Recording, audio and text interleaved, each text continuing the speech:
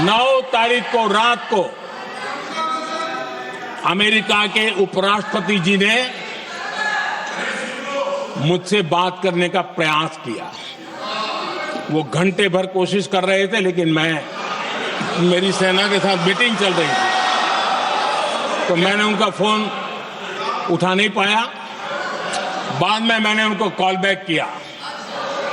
मैंने कहा कि आपका फोन था, 3-4 बार आपका फोन आ गया, क्या है? तो अमेरिका के उपराष्ट्रपति जी ने मुझे फोन पे बताया कि पाकिस्तान बहुत बड़ा हमला करने वाला है, ये उन्होंने मुझे बताया। मेरा जो जवाब था, जिनको समझ नहीं आता है उनको तो नहीं आएगा,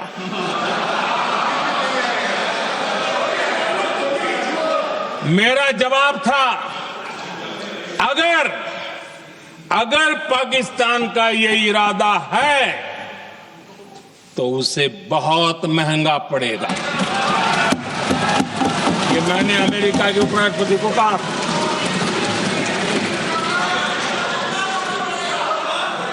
अगर पाकिस्तान हमला करेगा तो हम बड़ा हमला कर करके जवाब देंगे, ये मेरा जवाब था। और आगे मेरा एक वाक्य था, मैंने कहा था हम गोली का जवाब गोले से देंगे। ये 9 तारीख रात की बात है, और 9 रात में और 10 सुबह हमने पाकिस्तान को सैन्य शक्ति को तहस नहस कर दिया था। और यही हमारा जवाब था, यही हमारा जज्बा था। और आज पाकिस्तान भी भली भांति जान गया है कि भारत का हर जवाब पहले से ज्यादा तगड़ा होता है।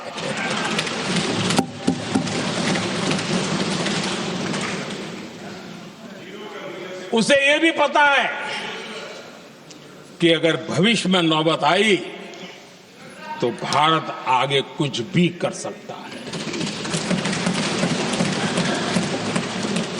और इसलिए मैं फिर से लोकतंत्र के इस मंदिर में दोहराना चाहता हूं, ऑपरेशन सिंदूर जारी है।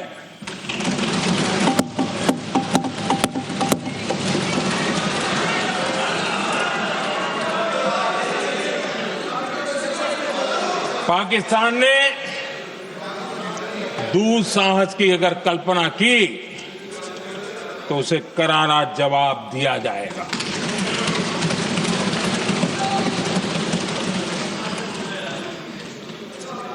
आदरणीय अध्यक्ष जी, आज का भारत आत्मविश्वास से भरा हुआ है। आज का भारत आत्मनिर्भरता के मंत्र को लेकर के पूरी शक्ति के साथ तेज गति से आगे बढ़ रहा है। देश देख रहा है भारत आत्मनिर्भर बनता जा रहा है।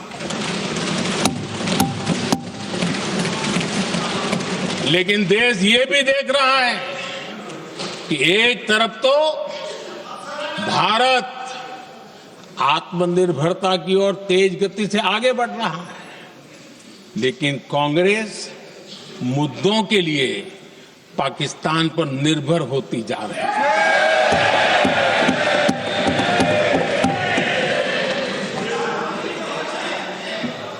मैं आज पूरा दिन देख रहा था, जो 16 घंटे से जो चर्चा चल रही है, दुर्भाग्य से। प्लीज बैठिए, सब जवाब दे दिया आपका, आप सुनते नहीं, सबका जवाब दे दिया। प्लीज दुर्भाग्य से सुनिए जवाब। कांग्रेस को पाकिस्तान के मुद्दे इंपोर्ट करने पड़ रहे हैं।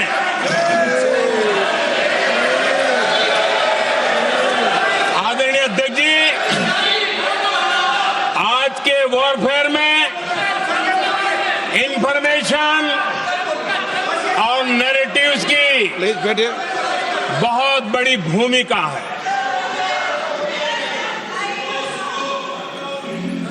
नैरेटिव घड़ करके, एआई का भी भरपूर उपयोग करके सेनाओं के मनोबल को कमजोर करने के खेल भी खेले जाते हैं। जनता के अंदर अविश्वास पैदा करने के भी भरपूर प्रयास होते हैं। दुर्भाग्य से कांग्रेस और उसके सहयोगी पाकिस्तान के ऐसे ही प्रपंच के प्रवक्ता बन चुके हैं।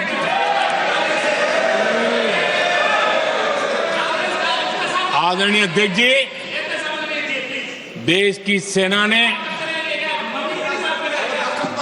आदरणीय अध्यक्ष जी, ये तरीका है देश आपका? की सेना ने, बैठिए बैठिए।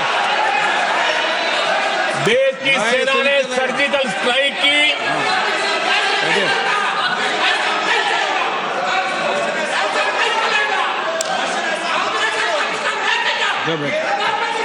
बैठिए बैठिए बैठिए। आदरणीय अध्यक्ष जी, देश की सेना ने सफलतापूर्वक सर्जिकल स्ट्राइक की तो तुरंत कांग्रेस वालों ने सेना से सबूत मांगे थे। लेकिन जब उन्होंने देश का मूड देखा, देश का मिजाज देखा, तो सुर उनके बदलने लगे और बदल करके क्या कहने लगे? कांग्रेस के लोगों ने कहा, ये सर्जिकल स्ट्राइक क्या बड़ी बात है, ये तो हमने भी की थी। एक ने कहा 3 सर्जिकल स्ट्राइक की थी, दूसरे ने कहा 6 सर्जिकल स्ट्राइक की थी, तीसरे ने कहा 15 सर्जिकल स्ट्राइक की थी। जितना बड़ा नेता उतना बड़ा आंकड़ा चल रहा था।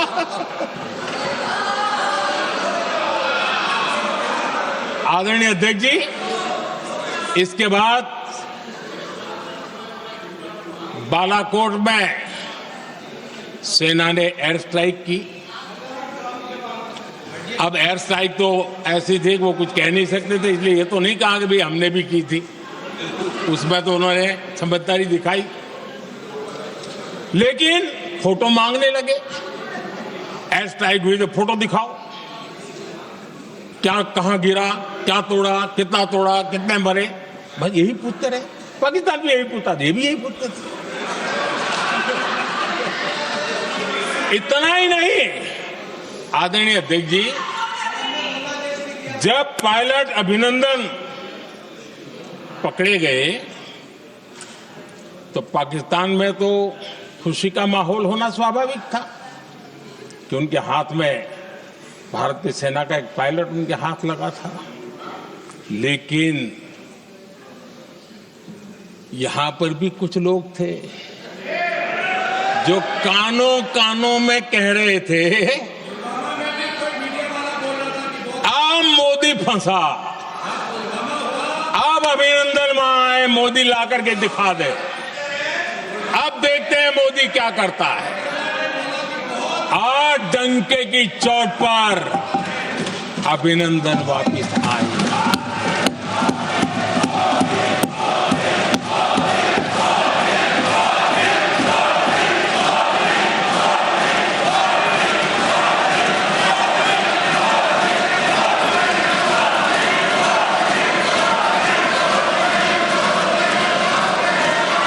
अभिनंदन को ले आए तो इनकी बोलती बंद हो गई।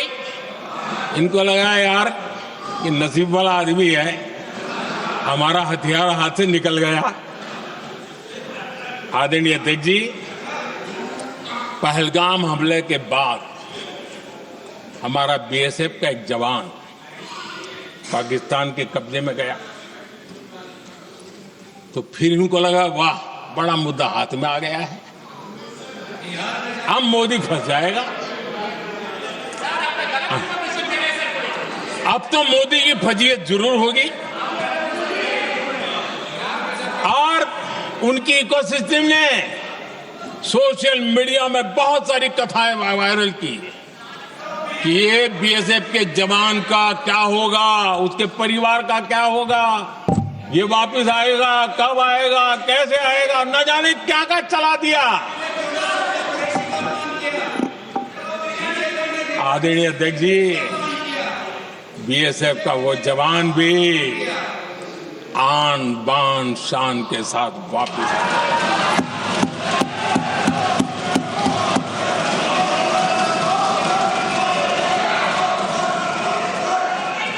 आतंकवादी रो रहे हैं, आतंकवादियों के आका रो रहे हैं और उनको रोते देखकर यहां भी कुछ लोग रो रहे हैं।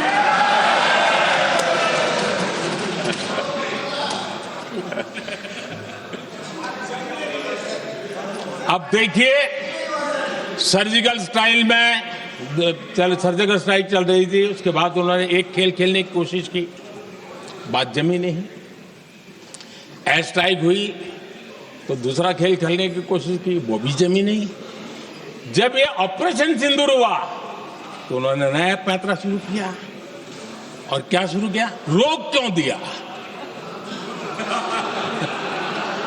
पहले तो मानने को तैयार नहीं थे कि मुक्त करते, अब कहते रोक क्यों दिया। वाह रे बयान बहादुरों,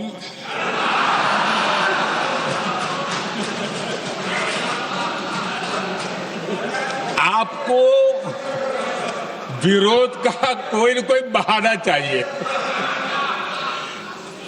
और इसलिए सिर्फ मैं नहीं, पूरा देश आप पर हंस रहा है।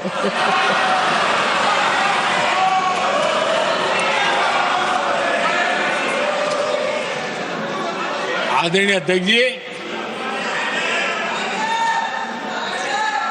सेना का विरोध, सेना के प्रति एक पता नहीं नेगेटिविटी, ये कांग्रेस का पुराना रवैया रहा। देश ने अभी अभी करगिल विजय दिवस मनाया, लेकिन देश पूरी तरह जानता है कि उनके कार्यकाल में और आज तक करगिल के विजय को कांग्रेस ने अपनाया नहीं। न करगिल विजय दिवस मनाया है, न करगिल विजय का गौरव किया। इतिहास साक्षी है अध्यक्ष जी। जब डोकलाम में सैन्य हमारा शौर्य दिखा रहा था, तब कांग्रेस के नेता चुपके चुपके किससे ब्रीफिंग लेते थे वो सारी दुनिया अब जान गई।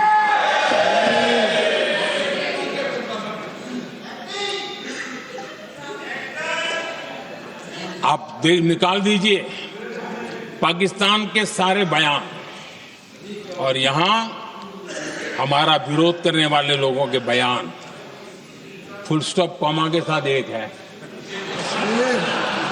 क्या कहेंगे इसको?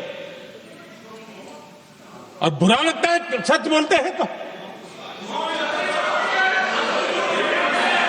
पाकिस्तान के साथ सुर में सुर मिला दिया जाता है। आदरणीय अध्यक्ष जी, देश हैरान है, कांग्रेस ने पाकिस्तान को क्लीन चिट दे दी है।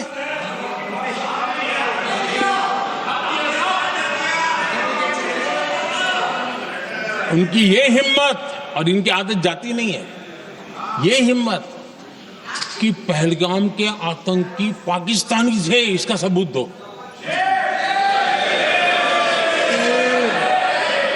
क्या कह रहे हो तुम लोग? ये कौन सा तरीका है?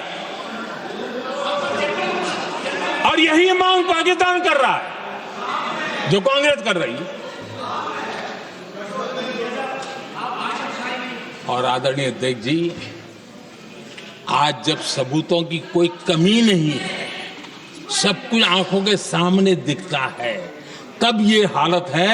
अगर ये सबूत ना होते तो क्या करते ये लोग, आप बताइए। आदरणीय अध्यक्ष जी,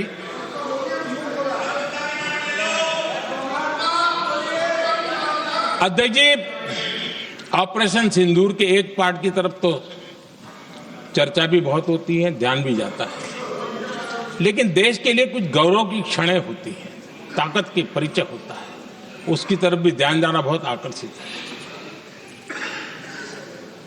हमारे एयर डिफेंस सिस्टम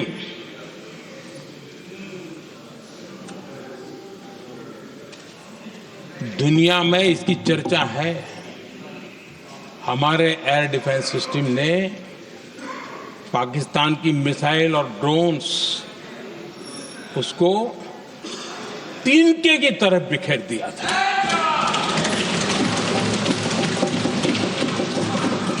आदरणीय अध्यक्ष जी, मैं एक आंकड़ा आज बताना चाहता हूं, पूरा देश गर्व से भर जाएगा। कुछ लोगों का क्या होगा मैं नहीं जानता, पूरा देश गर्व से भर जाएगा। 9 मई को पाकिस्तान ने करीब 1000 मिसाइलों और आर्म्ड ड्रोन्स के भारत पर बहुत बड़ा हमला करने की कोशिश की। 1000 ये मिसाइलें भारत के किसी भी हिस्से पर गिरती तो वहां भयंकर तबाही मचती,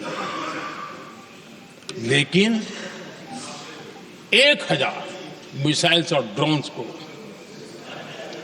भारत ने आसमान में ही चूर चूर कर दिया।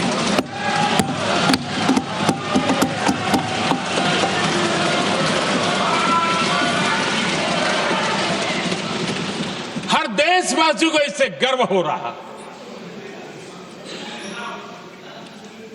लेकिन जैसे कांग्रेस के लोग इंतजार कर रहे थे, कुछ तो गड़बड़ होगी यार, मोदी मरेगा, कहीं तो फंसेगा।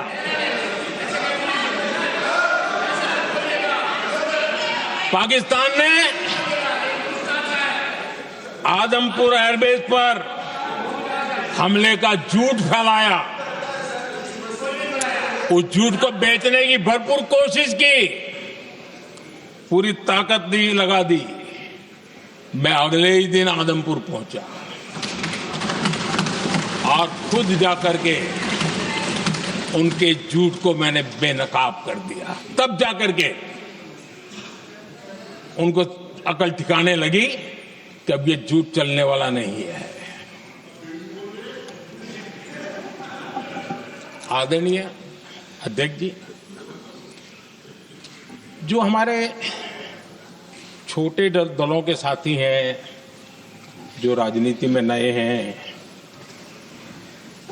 उनको कभी शासन में रहने का अवसर नहीं मिला, उनसे कुछ बातें निकलती मैं समझ सकता हूं। लेकिन कांग्रेस पार्टी ने इस देश में लंबे समय तक राज किया है, उसको शासन की व्यवस्थाओं का पूरा पता है, उन चीजों से वो निकले हुए लोग हैं, उनके लिए शासन व्यवस्था क्या होती इसकी समझ पूरी है, अनुभव है उनके पास। उसके बाद भी विदेश मंत्रालय तुरंत जवाब दे, उसको स्वीकारना नहीं, विदेश मंत्री जवाब दे, इंटरव्यू दे, बार बार बोले, उसको स्वीकारना नहीं, गृह मंत्री बोले, रक्षा मंत्री बोले, किसी पर भरोसा नहीं।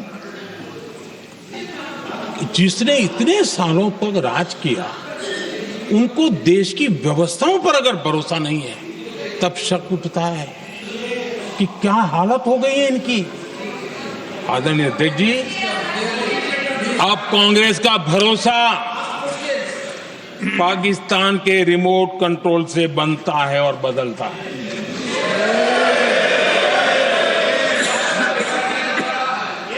आदरणीय अध्यक्ष जी, एक बिल्कुल बिल्कुल कांग्रेस के नए सदस्य, यानी उनको तो क्षमा करनी चाहिए, नए सदस्य को क्या कहेंगे, लेकिन कांग्रेस के आका जो उनको लिख करके देते हैं और उनसे बुलवाते हैं, खुद में हिम्मत नहीं है, उनसे बुलवाते हैं कि ऑपरेशन सिंदूर ये तो तमाशा था, ये आतंकवादियों ने जिन 26 लोगों को मौत के घाट उतारा था ना, उस भयंकर क्रूर घटना पर ये तेजाब छिड़कने वाला पाप है। तमाशा कहते हो? आपकी ऐसी सहमति हो सकती है? और ये कांग्रेस के नेता बुलवाते हैं।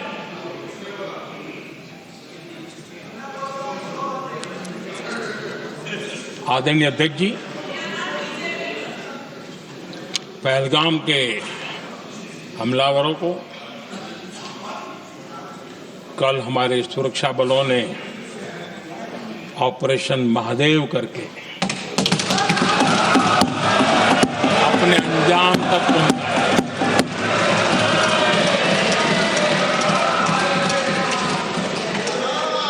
लेकिन मैं हैरान हूं कि यहां ठहाके लगा के पूछा गया कि आखिर ये कल ही क्यों हुआ।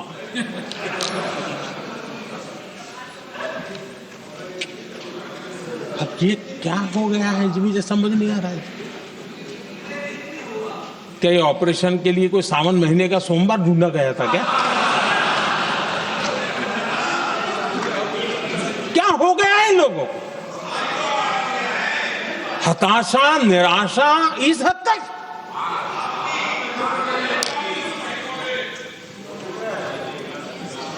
और देखिए मजा, पिछले कई सप्ताह से हाँ ऑपरेशन सिंदूर वगैरह तो ठीक है, पहलगाम के आतंकियों का क्या हुआ, पहलगाम के आतंकियों का अब हुआ तो कल क्यों हुआ?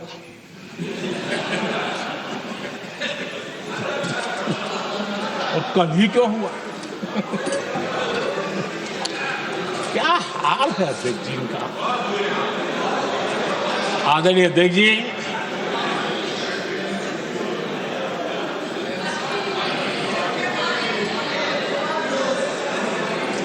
आदरणीय अध्यक्ष जी, शास्त्रों में कहा गया है, हमारे शास्त्रों में कहा गया है, शस्त्रेण रक्षिते राष्ट्रे, शस्त्रेण रक्षिते राष्ट्रे शास्त्र चर्चा प्रवर्तते। अर्थात जब राष्ट्र शस्त्र से सुरक्षित होते हैं तभी वहां शास्त्र की, ज्ञान की चर्चाएं जन्म ले पाती है। जब सीमा पर सेनाएं मजबूत होती है तभी लोकतंत्र प्रखर होता है। आदरणीय अध्यक्ष जी, ऑपरेशन सिंदूर बीते दशक में भारत की सेना के सशक्तिकरण का एक साक्षात प्रमाण है। ऐसे ही नहीं हुआ है। कांग्रेस के शासन के दौरान सेनाओं को आत्मनिर्भर बनाने के संबंध में सोचा तक नहीं जाता था। आज भी आत्मनिर्भर शब्द की मजाक उड़ा दी जाती है। वैसे वो महात्मा गांधी से आया हुआ है, लेकिन आज भी मजाक उड़ाई जाती है। हर रक्षा सौदे में कांग्रेस अपने मौके खोजती रहती थी।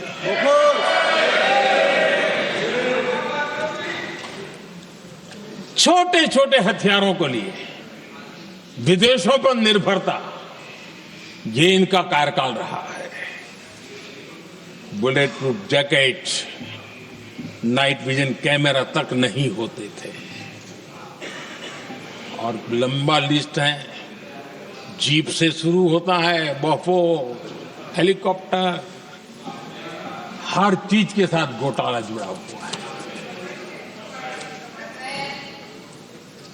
आदरणीय अध्यक्ष जी, हमारी सेनाओं को आधुनिक हथियारों के लिए दशकों तक इंतजार करना पड़ा। आजादी के पहले और इतिहास गवाह एक जमाना था जब डिफेंस मैन्युफैक्चरिंग में भारत का आवाज सुनाई देती थी। जिस समय तलवारों से लड़ा जाता था ना, तब भी तलवारें भारत की श्रेष्ठ मानी जाती थी। हम डिफेंस के इक्विपमेंट में आगे थे। लेकिन आजादी के बाद जो एक मजबूत डिफेंस इक्विपमेंट मैन्युफैक्चरिंग का हमारा दायरा था, जो हमारा पूरा इकोसिस्टम था, उसको सोच समझ करके तबाह कर दिया गया, उसको दुर्बल किया गया।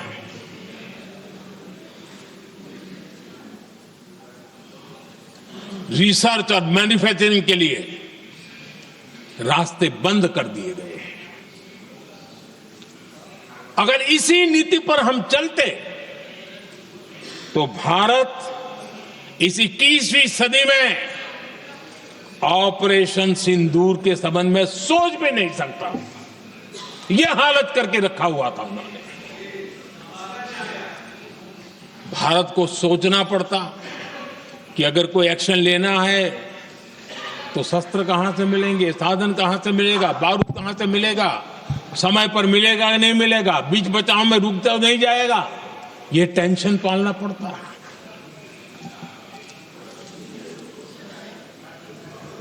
आदरणीय अध्यक्ष जी, बीते एक दशक में मेक इन इंडिया हथियार सेना को मिले, उन्होंने इस ऑपरेशन में बहुत निर्णायक भूमिका निभाई।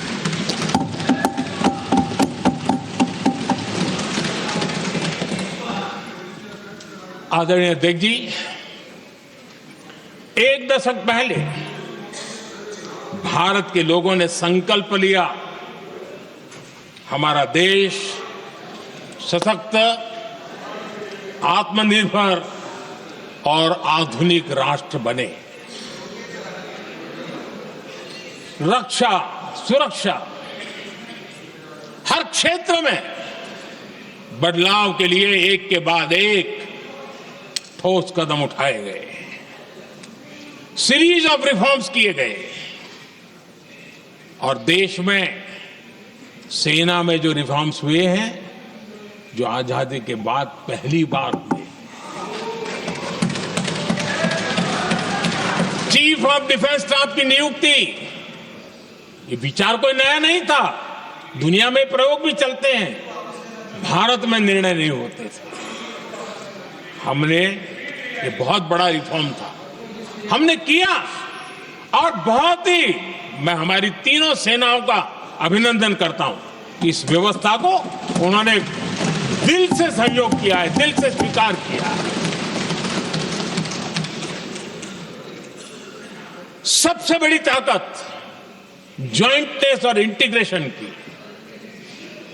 इस समय नेवी हो, एयरफोर्स हो, आर्मी हो, ये इंटीग्रेशन और ज्वाइंटनेस ने हमारी ताकत को अनेक गुना बढ़ा दिया और उसका परिणाम भी हमें नजर में आया है, ये हमने करके दिखाया। सरकार की जो डिफेंस प्रोडक्शन की कंपनियां थी, उसमें हमने रिफॉर्म किए।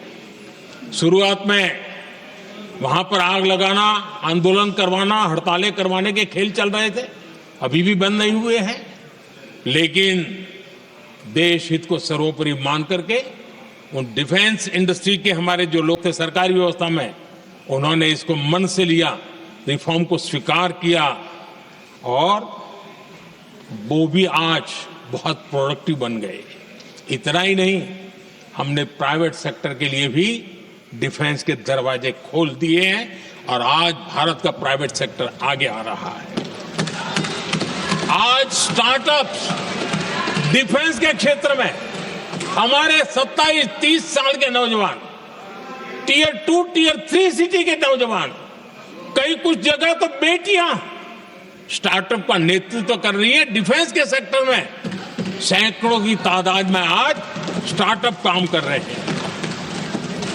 ड्रोन्स, एक प्रकार से मैं कह सकता हूं, ड्रोन्स की जितनी भी एक्टिविटी हमारे देश में हो रही है, शायद एवरेज 30-35 की उम्र होगी जो लोग कर रहे हैं, सारे लोग, और सैकड़ों की तादाद में कर रहे हैं।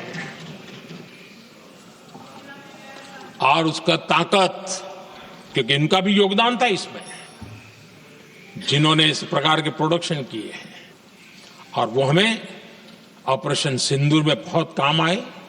मैं उन सबके प्रयासों को बहुत साधुवाद करता हूं और मैं उनको विश्वास दिलाता हूं, आगे बढ़िए, अब देश रुकने वाला नहीं है। आदरणीय अध्यक्ष जी, डिफेंस सेक्टर में मेक इन इंडिया ये नारा नहीं था।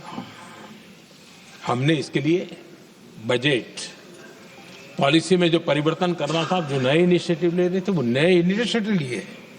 और सबसे बड़ी बात, क्लियर कट विजन के साथ हमने देश में make in India defence sector के अंदर तेज गति से हम आगे बढ़ रहे हैं।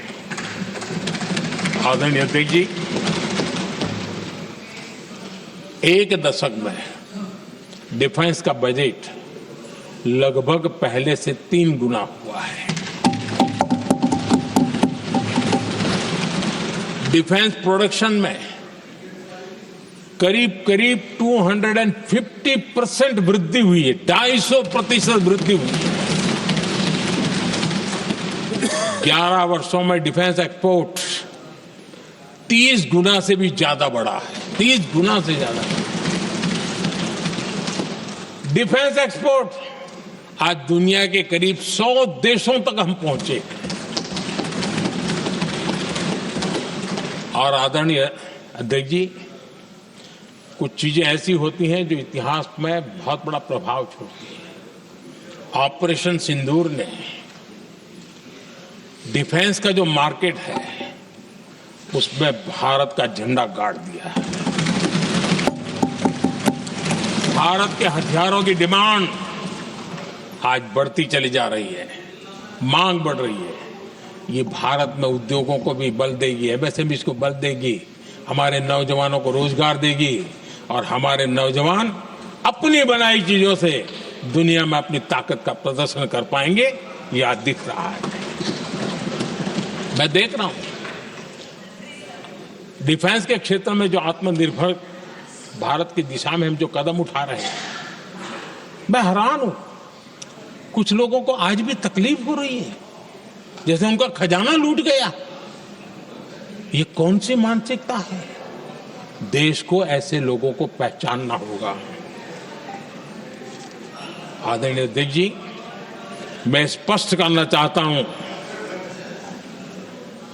डिफेंस में भारत का आत्मनिर्भर होना ये आज की शस्त्रों की स्पर्धा में के काल में विश्व शांति के लिए भी जरूरी है।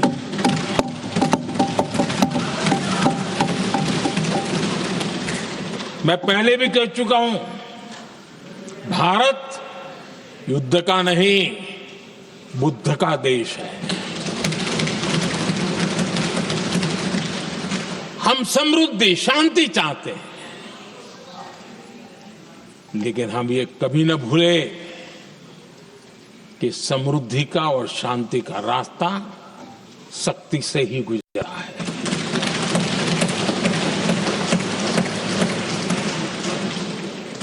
आदरणीय अध्यक्ष जी, हमारा भारत छत्रपति शिवाजी महाराज, महाराजा रणजीत सिंह, राजेंद्र चोला, महाराणा प्रताप, लसित बोरफुकन और महाराजा सुहेलदेव का देश है।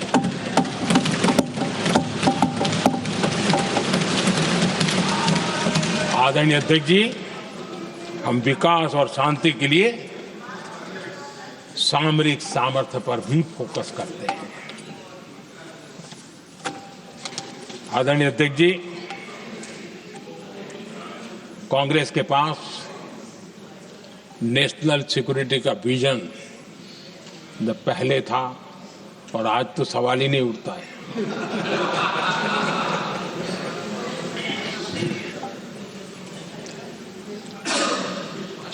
कांग्रेस ने हमेशा नेशनल सिक्योरिटी पर समझौता किया।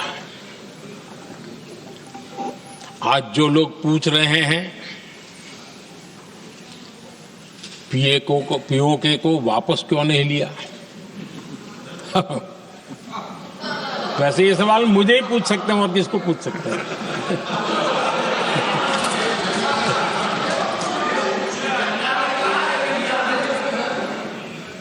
लेकिन इसके पहले जवाब देना होगा पूछने वालों को।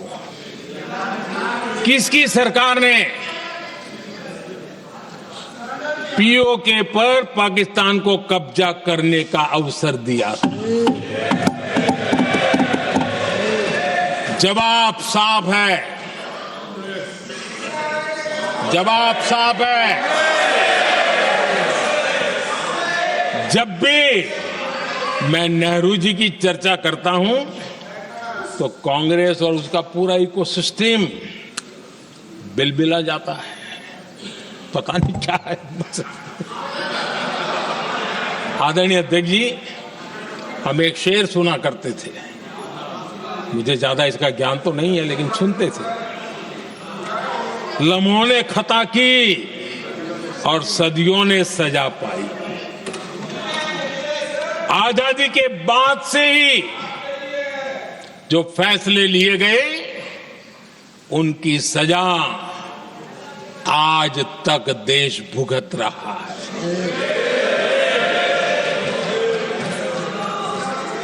यहां बार बार एक बात का जिक्र हुआ और मैं फिर से करना चाहूंगा। अक्साई चीन की उस पूरे क्षेत्र को बंजर जमीन करार दिया गया,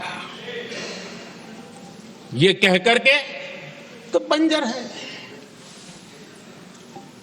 देश की 38,000 वर्ग किलोमीटर जमीन हमें खोनी पड़ी।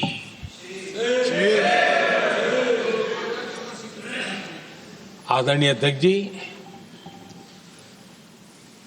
मैं जानता हूं मेरी कुछ बातें चुभने वाली है। 1962 और 1963 के बीच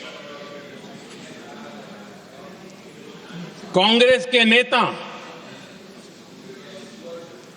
जम्मू कश्मीर के पूंछ, उरी, नीलम वैली और किशनगंगा को छोड़ देने का प्रस्ताव रख रहे थे।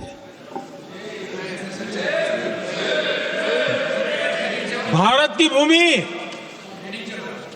आदरणीय अध्यक्ष जी, और वो भी लाइन ऑफ पीस के नाम पर किया जा रहा था। 1966 रण ऑफ कच्छ पर इन्हीं लोगों ने मध्यस्थता स्वीकार की। ये था उनका राष्ट्रीय सुरक्षा का विजन। एक बार फिर उन्होंने भारत का करीब 800 वर्ग किलोमीटर क्षेत्र पाकिस्तान को सौंप दिया, जिसमें छड़बेट भी शामिल है, कि कहीं उसको छड़ा बेट भी कहते हैं। 1965 की जंग में हाजीपीर पास को हमारी सेना ने वापस जीत लिया था, लेकिन कांग्रेस ने उसे फिर लौटा दिया। 1971 पाकिस्तान के 93,000 फौजी हमारे पास बंदी थे। पाकिस्तान का हजारों वर्ग किलोमीटर एरिया हमारी सेना ने कब्जा किया था। हम बहुत कुछ कर सकते थे, विजय की स्थिति में थे। उस दौरान अगर थोड़ी सा विजन होता थोड़ी सी समझ होती तो पीओके वापस लेने का निर्णय हो सकता। वो मौका था, वो मौका भी छोड़ दिया गया। अरे इतना ही नहीं, इतना सारा जब सामने टेबल पर था, अरे कम से कम करतारपुर साहब को तो ले सकते थे, वो ही नहीं कर पाया। 1974 श्रीलंका को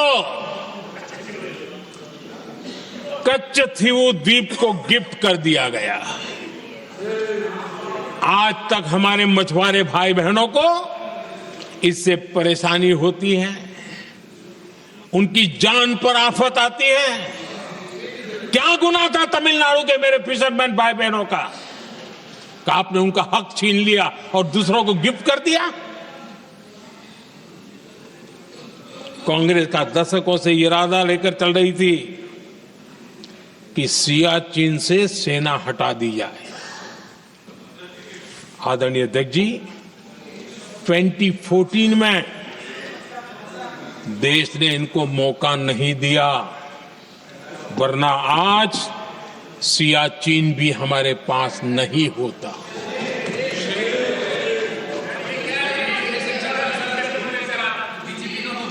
आदरणीय अध्यक्ष जी, आजकल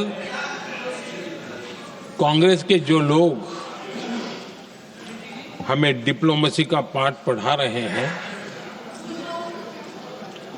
मैं उन्हें उनकी डिप्लोमेसी याद दिलाना चाहता हूं ताकि उनको भी कुछ याद रहे, पता चले। 26/11 जैसे भयंकर हमले के बाद बहुत बड़ा आतंकी हमला था। कांग्रेस का पाकिस्तान से प्रेम नहीं रुका। इतनी बड़ी घटना 26/11 की हुई थी। विदेशी दबाव में हमले के कुछ हफ्तों के भीतर ही कांग्रेस सरकार ने पाकिस्तान से बातचीत शुरू कर दी। आदरणीय अध्यक्ष जी, कांग्रेस सरकार ने 26/11 की इतनी बड़ी घटना के बाद भी एक भी डिप्लोमेट को भारत से बाहर निकालने की हिम्मत नहीं की। छोड़ो, इधर एक वीजा तक कैंसिल नहीं किया, एक वीजा तक कैंसिल नहीं कर पाए थे। देश पर पाकिस्तानी स्पॉन्सर बड़े बड़े हमले होते गए, लेकिन यूपीए सरकार ने पाकिस्तान को मोस्ट फेवर्ड नेशन का दर्जा देकर रखा था। वो कभी वापस नहीं लिया था। एक तरफ देश मुंबई के हमले का लिए न्याय मांग रहा था, दूसरी तरफ कांग्रेस पाकिस्तान के साथ व्यापार करने में लगी थी।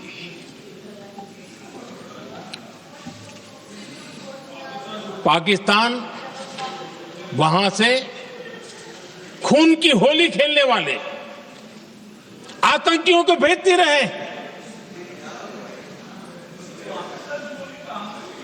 और कांग्रेस यहां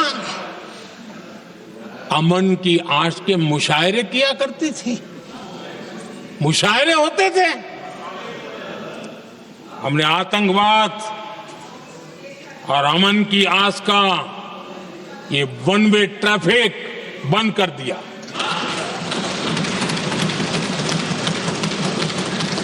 हमने पाकिस्तान का एमएफएन का दर्जा रद्द किया, वीजा बंद किया।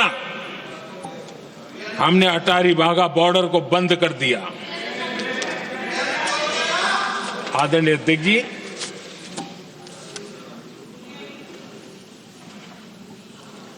भारत के हितों को गिरवी रख देना ये कांग्रेस की पार्टी की पुरानी आदत है। इसका सबसे बड़ा उदाहरण सिंधु जल समझौता है। सिंधु जल समझौता किसने किया? नेहरू जी ने किया। और मामला किससे जुड़ा था? भारत से निकलने वाली नदियां, हमारे यहां से निकली हुई नदियां, उसका वो पानी था।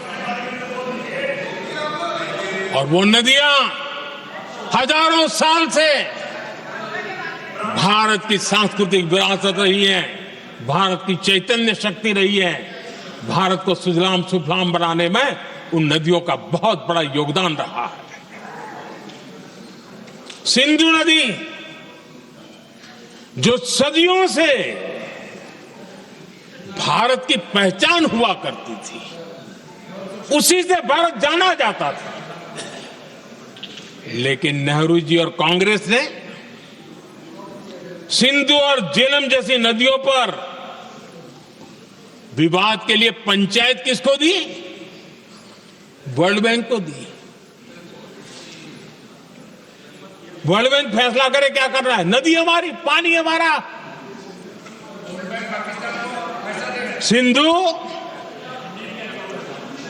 सिंधु जल समझौता सीधा सीधा भारत की अस्मिता और भारत के स्वाभिमान के साथ किया गया बहुत बड़ा धोखा था।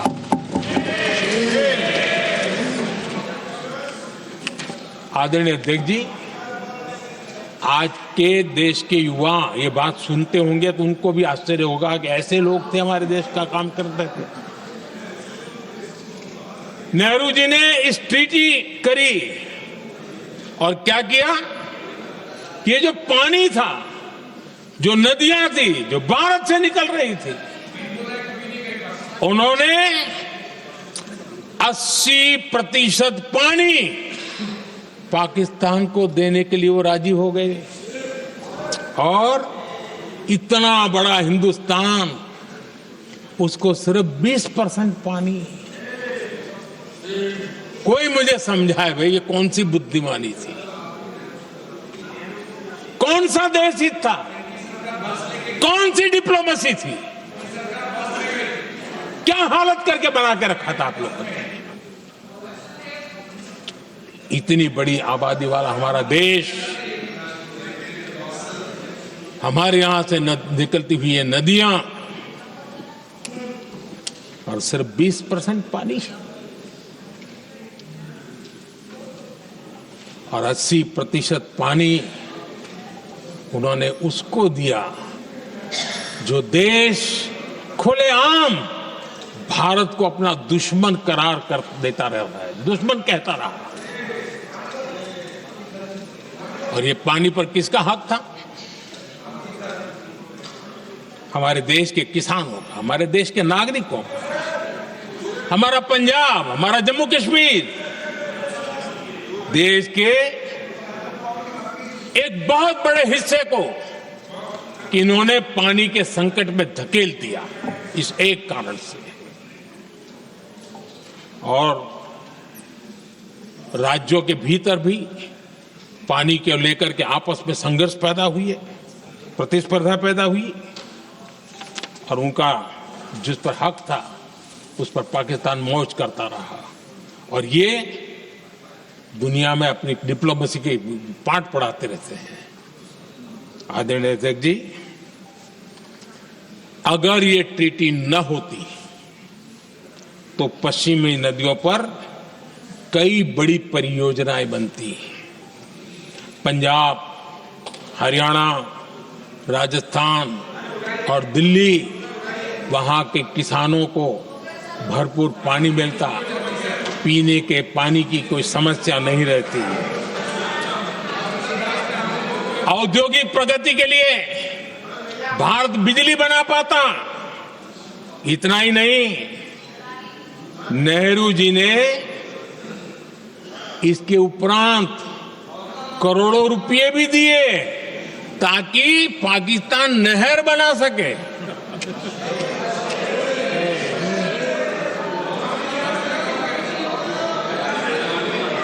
आदरणीय अध्यक्ष जी, इससे भी बड़ी बात, देश चौंक जाएगा।